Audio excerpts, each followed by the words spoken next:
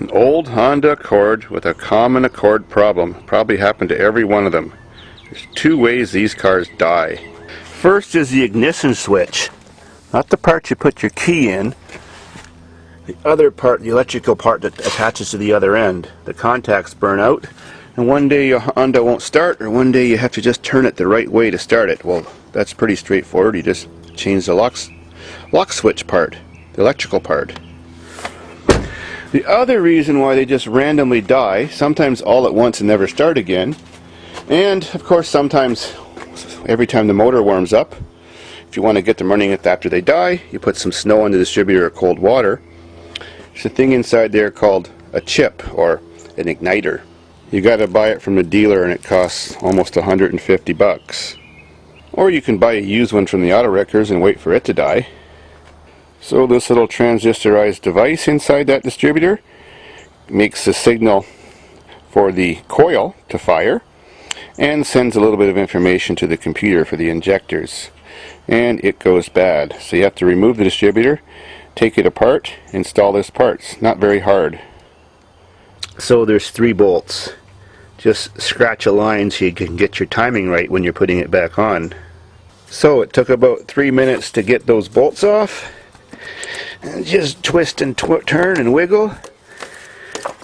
It comes off, and now we unplug the wires. And then remove the distributor cap. And after unplugging the wires, it's off, and we're into this job now about 7 minutes. Now we've got to carefully pry off that rotor so we don't break it. Maybe we can get a screwdriver under there a little bit, and something under that side, and pry up at both times at the same time. Ah, what luck, it came off totally easy.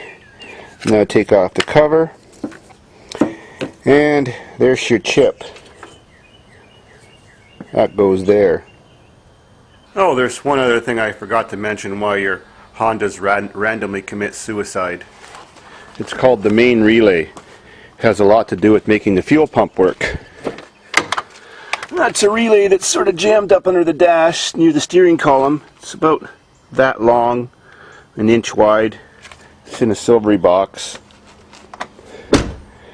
That can be the other reason.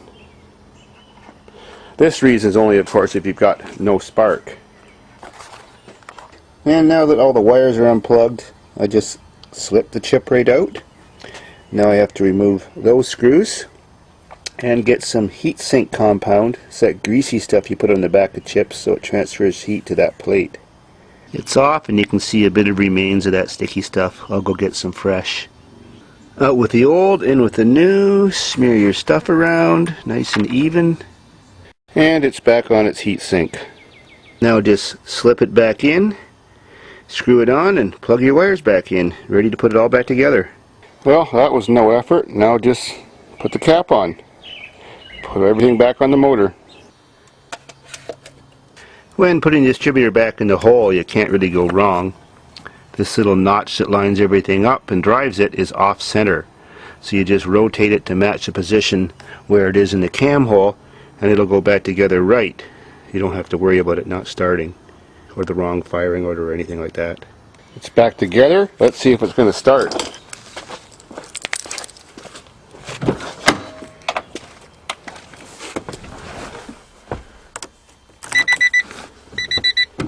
Automatic, that sucks.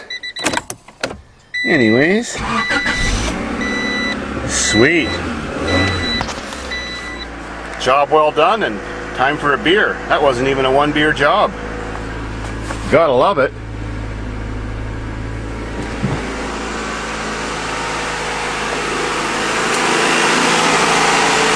Runs like new, and it's a 92.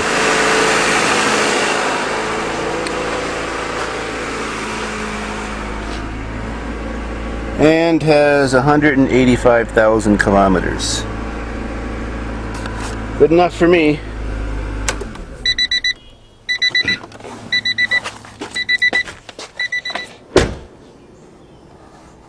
The only thing I had to look at was just make sure that scratch I made for the timing was lined up, and we're back in business.